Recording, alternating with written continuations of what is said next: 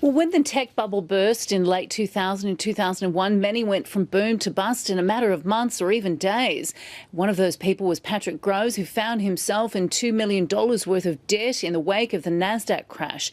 But he picked himself up, kept going, and within 5 years launched 3 online businesses and managed to take them to IPO stage. Now he travels across Asia and Australia, matching investors with online business ventures. I caught up with Patrick Groves earlier, CEO of Catcha Group earlier. Patrick Groves, welcome to the program. Thank you, Whitney. You recovered from massive debt after the tech bubble burst and you took 3 online businesses to IPO phase. How did your approach change after being burnt by the market? Well, I mean, the first tech bubble burst in 2001, and then we floated iProperty on the ASX in 2007. So there was really a 6-year period where we really had to reevaluate everything that we're doing and really tweak everything they're doing. And I think, 2 key things stood out for me. One is that, we became very, very focused on looking for ideas that worked in mature markets like Australia, like the UK, like America, and bringing them to Asia. So we knew that, we had a very short window to regrow and rebuild the business. We had to focus on online ideas that were already working.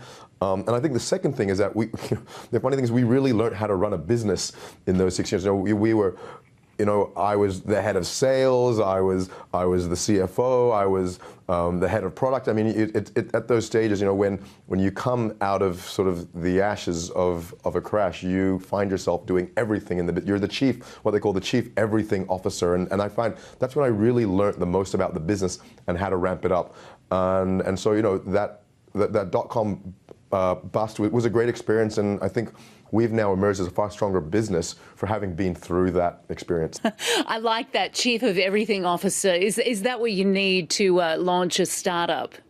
Completely. I think if you look at startup world versus large corporate, there's a person hired to do every little task you can think of, whereas when you're in a startup and you're constrained by finance, you're constrained by the fact that you just can't hire people as fast as you want, you by default you end up doing everything. And I think by doing everything, that's when you learn the most about your product, and that's when you learn how to deliver something that is unique to the market. And that's where startups, they get the idea iteration. I mean, most startups start with idea 1, but when you meet them 5 years later, they're on idea 2023. And by being the chief everything officer, that's when the idea iteration happens. That's when you fine-tune your business, you fine-tune your product, you fine-tune your sales approach. And I strongly recommend that to anyone doing a startup, that you really need to be the CEO, and CEO means chief everything officer.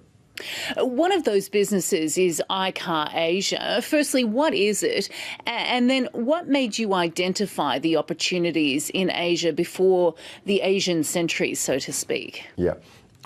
So what we have been very good at historically is looking at developed online markets, and Australia is an example of that, seeing what online ideas are just getting huge traction, becoming hugely sustainable, profitable businesses. And one of the websites that we saw is carsales.com.au, publicly listed, market cap in excess of 2 billion Australian dollars, hugely successful, and has been for a long amount of time. So it really came to realizing that A, here's a very successful business model in Australia, and B, no one is doing this in Asia. So it's just really about connecting the dots, whereas it works in Australia, no one is doing it in Asia. You know what, let's just get out there and build this business. And that's exactly what we've been doing over the last 12 months. But the car industry in Australia is very different from the car industry across Asia. So you must have adjusted the business model to suit the specific markets. Yeah. So you've nailed it exactly. And that's really, I think, a lot of the value that companies such as Catcha, bring to the table is looking at what works in these markets. And when you bring it to Asia, you can't really take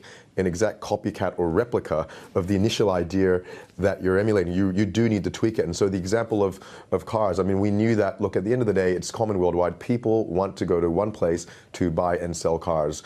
And if you can have a website that does that, then that's great. But what was very different between Australia and our markets, that in Australia, the majority of car transactions are through second-hand dealers. It is a very second-hand car-driven market, whereas in Asia, it's the reverse. It's, you have markets like Indonesia where the number of people entering middle class every year is equal to the total population of Australia. So when you have 28 million people entering middle class every year, these people want to buy their first car. Their first car, for pride or for whatever reason, needs to be a new car. So you have huge consumer preferences for new as opposed to secondhand. So as a result, if we're going to build an online car marketplace, one of the key priorities for us needs to be on the new market. Whereas if you looked at historically, what was done here is that the people like car sales focused on the secondhand dealer market, whereas whilst we do focus on that, we've also focused on the manufacturers and the brands because we've recognized that's where the consumer spending is. In your view, has the tech sector in Australia suffered neglect because there's so much focus on the mining industry?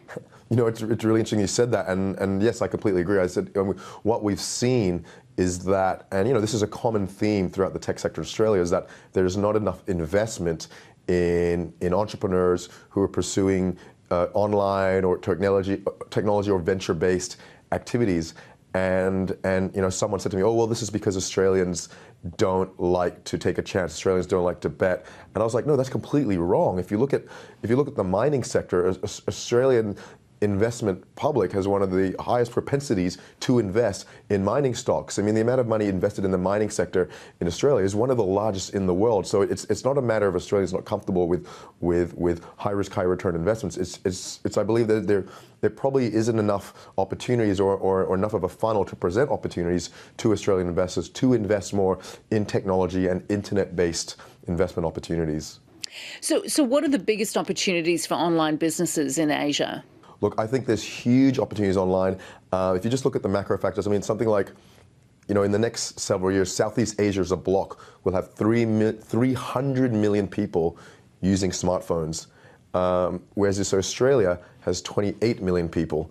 You know, so 300 million people versus 28. I mean, there's huge opportunities there. And so these are people who are looking for things to buy online. These are looking for houses to rent or to buy or sell, looking for cars, looking for fashion, looking to buy groceries. Anything that can be done online can be done on a smartphone. And when you have a market that's going to have 300 million people using their phone to transact, to research, you know, the huge opportunities. So for me, it's just any online business that is proven in a market like Australia, UK, Europe, or America will work in Asia. It's just a matter of time. Patrick Groves, thanks for joining us. Thank you so much.